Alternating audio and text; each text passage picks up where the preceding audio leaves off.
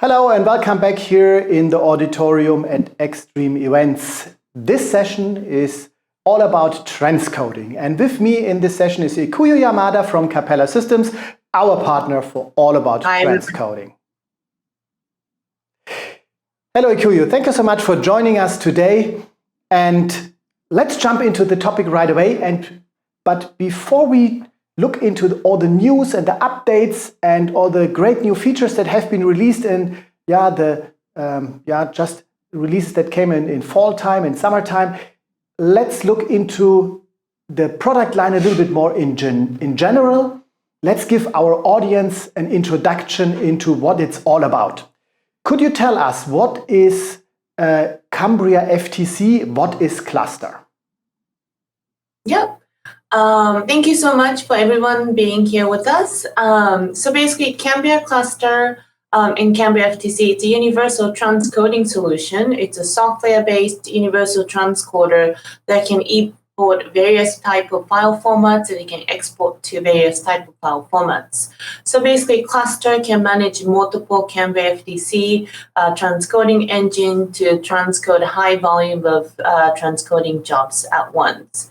So now we're going to get into a little bit more details later, but Cambria Cluster, Cambria FTC is not just a transcoder. It has so many more features that helps you to process video in general. At the same time, you're processing transcoding jobs. Ikuyo, what are the typical formats that Cambria FTC is supporting? So source format and especially formats to encode to? Most of our broadcasting customers uses us for doing things like Sony XCam, MXF, some of the Avid formats. Now that we have more and more customers are starting to use us for exporting to HLS, MPEG-Dash, and those streaming formats. Okay, but so it's a file-to-file transcoder. What is the typical use case for it? You mentioned broadcasting formats, streaming formats. Is it this? I would think those two cases are the most common use of a product. Most of broadcasters, so almost all our customers are enterprise level customers. So broadcasting customers are using us to do MXF, Avid, or MP4. And we have OTT customers using us for transcoding and also packaging, such as MPEG-Dash, CMF, and HLS. Earlier you said it is more than a transcoder. It brings more features. Mm-hmm. So what are those features that are more than just decoding, encoding, and that's it? Yeah, so we have customers using us various type of filters that comes with Cambria FTC, such as auto cropping features, automatically removing letterbox and pillar box. We could also do things like a black frame detection. A lot of our customers are using us for audio normalizers. We can also do things like a stitching and encoding without decoding and encoding. We have a very in-depth handling of multi-audio tracks and channels. So basically, like our transcoder is able to do a lot more than just transcoding. So it saves our users multiple stages. Like, for example, they would normally have to use editing application to do cropping, but you could do all that once using Cambria FTC. We could also do things like for encryption. So we integrate with a lot of our third-party partners, so we can do things like encryption, handling of subtitles. That is all included in our application. I see. So then let's look into the newest achievements, the new formats that you are supported. What is new about Cambria FTC? So we just released Cambria FTC version 4.7. So that comes with a lot of features. One of the main topic now is how do customers achieve most effective workflow using on-premise systems and then also in combination with cloud machines. So we now have a new feature called hybrid load balancing, where it allows you to have an on-premise cluster and FTC setup. But as needed basis, you can expand to cloud. So you can add cloud instances and add more transcoding capabilities as needed basis. So the cluster on-premise is able to manage on-premise multiple FTC machines, but if it reaches a certain capacity, it can go and initiate instances in the cloud to add more transcoding capabilities. So that is one big topic. We included a lot of enhancements, such as like a tool to just go ahead and initiate and close instances as needed basis. We now have a UI to monitor all the machines on the cluster, on-premise, and then also the cloud. So it's giving a more usability to users to be able to manage both on-premise systems and in the cloud systems easily. What would you say, who is it made for? What are the typical customers and what are the typical use cases for this hybrid approach, the Cloud Extend? Yeah, so any customers, for example, like post-production houses or any a media company who are processing media for their clients, but their transcoding volume fluctuate over the months. Like, for example, some companies who might be producing a lot of content, advertised contents for holidays, they would get really high peak time during, November, December, January. But other than that, it's quite stable. They don't want to add additional machines just to be able to meet the peak time. So this allows them to kind of save the cost overall. So during this peak time of holiday season, they can add more machines, but once that's over, they can just go back using on-premise their own machines only. So Cloud Extend is quite a shake-up to the software because it puts it into a totally different use case. But let's stay a little bit with the news for our, let's say, general customer base. I know that there have been also features like filters, new format supports, codecs, and so on added to the releases that came out in summer and later now recently in fall time. Could you tell us a little bit about this as well? Yeah, so for the new features, we added more enhancement for subtitle handling, particularly for some of our Asian customers, the Japanese specifications for Japanese subtitling. We also added more enhancement to our web UI. I think some of you guys have already tested. This feature has been in for the last two previous versions, but we made more enhancement into the GUI. Good, thank you.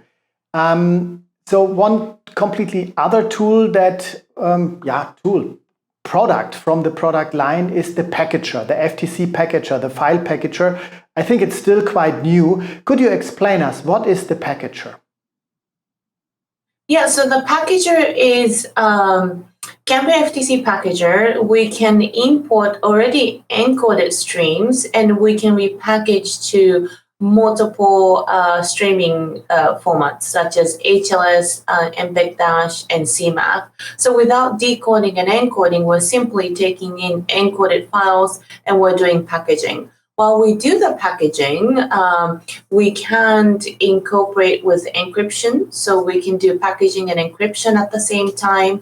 We could also do things handling of add insertion signals like SCSI-35, such as SCSI-35. So now what you're looking at here at the presentation, it shows you how effective it is to use Capella FTC and packagers together. So while you're dealing with various import file formats, Capella FTC does all the transcoding into encoded streams that are ready to be packaged. So as needed basis, then Capella FTC packager can take in those encoded streams and repackage to different streaming formats. I see. So what I've understood, on one hand, it's about efficiency because you can split the coding from the packaging, but on the other hand, it's about additional features, as you just explained, the encryption.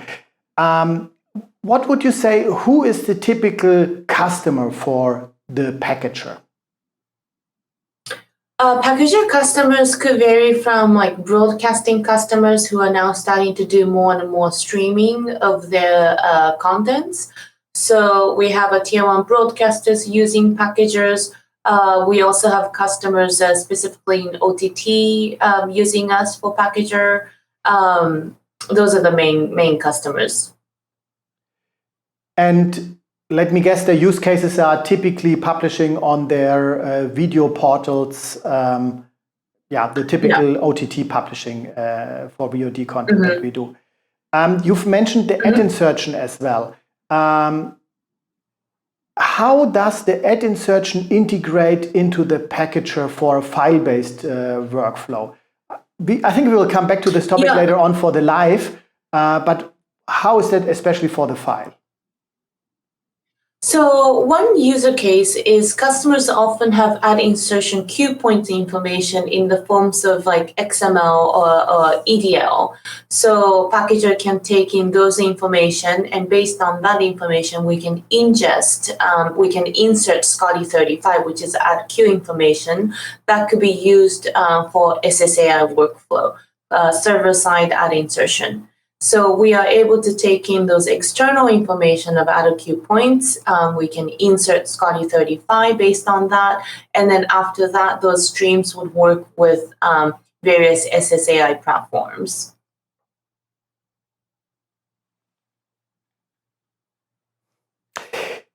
So that very moment, I'm a little bit out of connection to Ikuyu, but let's move on to the next topic.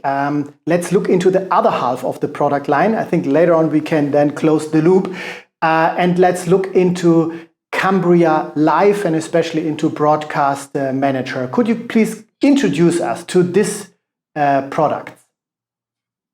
Yep. So Cambria Live is a software-based live encoder. Cambria Live series comes with different products. So Cambria Live is a live encoder engine, which is a software-based that can ingest also SDI and then also IP streams like RTP.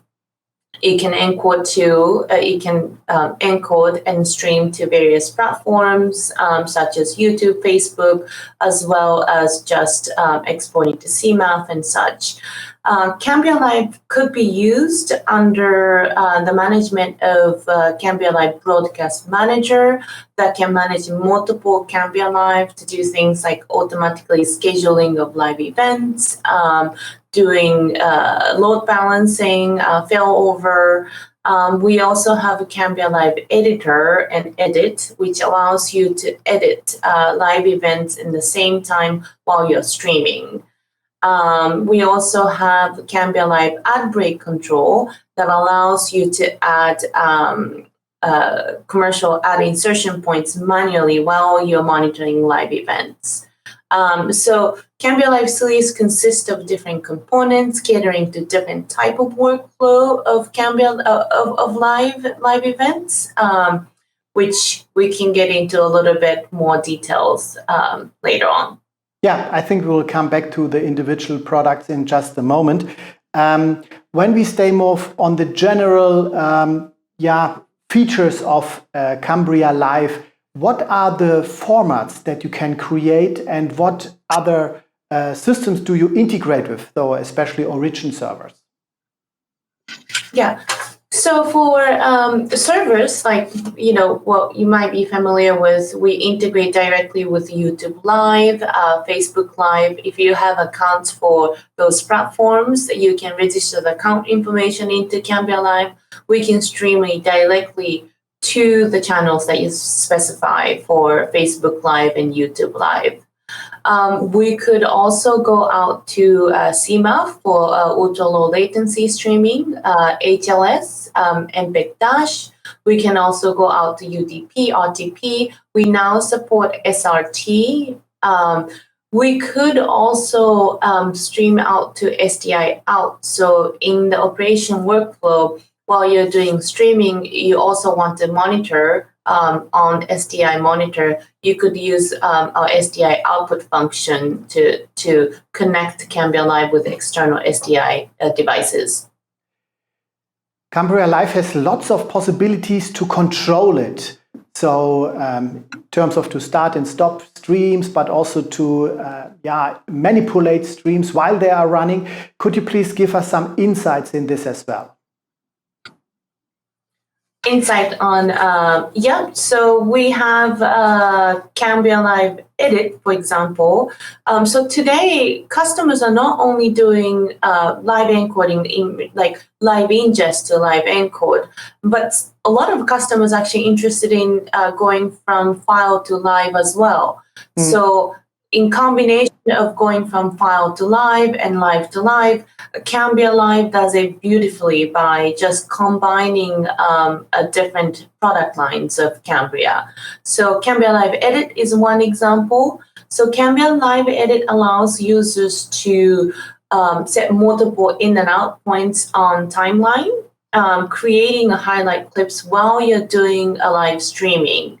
So when you have like a long live, like a sports event, live streaming to a platform at the same time, multiple operators actually are able to edit a single event and doing multiple in and out points. It comes with functions like markers, so you can set a different marker color per person. And then those clips can be re-imported back to Cambria Live and then restreams right away. Or you could send those clip information to Cambria FTC, and then Cambria FTC can do transcoding to various file formats, including like MXF. While you're doing live streaming, you're already preparing content for VOD use. So it's the typical live to watch case, but as you mentioned MXF as well, it could be a preparation of content that goes into even more like an editing process or an archiving or many, many other purposes. That might be also a strength compared to traditional types of editing. What does it mean in terms of the speed of preparing content? Yeah, so it's very fast. Basically, as soon as we start live streaming, in the background, we start to transcode and processing those highlight clips. So the downtime is essentially none. By the time the event ends, you already have those contents ready to be published or to be imported. So, you don't have to wait for the entire event to end and do the editing process and then transcode. It's all happening at the same time while the live streaming is going. I see. Ikuyo, let's move on a little bit. You've mentioned it earlier already. There's also the server-side ad insertion that has to be seen in context with the live encoding. Could you please explain a little bit how such an ecosystem looks like and what role plays Cambria Live in it? Yeah, so basically, as you know, well, since the pandemic hit as well, there has been a major increase in audience for live streams, and not just the major events, but the minor events. More and more people are viewing live events through streaming. And then it's been for the last 2-3 years that live streaming record has been broken every year. So obviously there's a huge increase in opportunity for monetizations. So the big topic is, how can we monetize live streaming and to come up with a workflow that is most effective? So basically, there are a couple things like scalability. So more and more viewers view the streaming. It needs to be highly scalable. And then also, it's very important that viewers experience. It used to be that when we view the live streaming events online, the connection is not very good, the video quality, or the sudden insertion of commercial clips. It was just very disconnected viewer experience. So those two things needs to be addressed. And I can get into how Cambria Live helps our partners to achieve that kind of workflow, a highly scalable solution, as well as much better viewer experience. So to me, it sounds a little bit like it's an all-in-all package. It's the live encoder, it's the live edit, it's the file encoder, it is also the integrations that you have. You spoke about live events quite a lot. would you still say that the main customer group for that are broadcasters or, let's say, telcos, so network operators, or are there other customers as well that can make use of such a solution? Yeah, so that's a very good point. In the recent few years, it has been that most of our customers still come from broadcasters. However, we are getting more and more customers from different sectors, such as education, church organizations, or government or city councils, who are not broadcasters but wanting to do this kind of high quality live streaming easily. The fact that Cambria Live is designed around just a Windows-based solution, it's very easy to use, and you don't necessarily have to be a broadcast engineer to be able to operate this. And that has been a very big strength, drawing more customers outside of broadcasting sector. Mm-hmm. So we spoke about the server-side ad insertion. I think what goes hand in hand with that is a tool that you've created already a while ago, what is called the ad break control. What role does it play in this context? So Cambria ad break control allows our users to monetize content. So some of the live streams do come with SCOTY 104, which is an ad insertion points embedded in SDI. But some of the streams does not come with already embedded SCOTY 104. So for example, the major events for final, quarterfinal that are being broadcasted at TV obviously comes with SCOTY 104, but any minor events like purification games and things do not. So this allows operators to insert ad insertion points on the fly. So you can monitor multiple live events at the same time, and based on that, operators can queue in multiple ad insertion points, and you can do things like specifying each ad break duration. You could also do things like emergency ad break to switch to advertisement during emergency. So those are the things that allows users to have it helps users to provide much better viewer experience to their customers. It also integrates with your space prefetch functions. For large events that you're anticipating more and more viewers to view the content, we can prefetch so that all the ad spots are filled and ready to serve, even for a very large audience. Thank you very much, Ikuyo, for this overview. Could you give us a little bit of an outlook? What can we expect from the upcoming releases? So what are you working on this very moment? So 2022 is going to be a big year for us. We have some big announcements to make. So a couple things. One is as we see more and more need for 2K, 4K, HEVC live streaming for high resolution, high quality live streaming, we will be supporting GPU-based live encoding for 2K, 4K, HEVC. That is coming in 2022. And we also have been working on Linux version of Cambria Live as well as Cambria FTC. Those customers who would like to install Cambria Live and also Cambria FTC on Linux, they will finally be able to get hold of it early 2022. Wow, I'm impressed. So let's see what you will surprise us with early next year. Ikuyo, have many thanks for joining us today here at x-dream events. So everyone who would like to follow up with us can do that right away in the coffee bar in just some minutes from now. Ikuyo and I will be there waiting for you. Please have a chat with us. Then in 1 week from now, you can get a live demo here at x-dream events about all these products. We will give you demos about the most important features, especially the new ones that we have spoken about today. So please join us next week. On one hand, from Monday to Wednesday for conferences, and on Thursday, especially for the demo of the Cambria product line. Thank you so much and see you soon.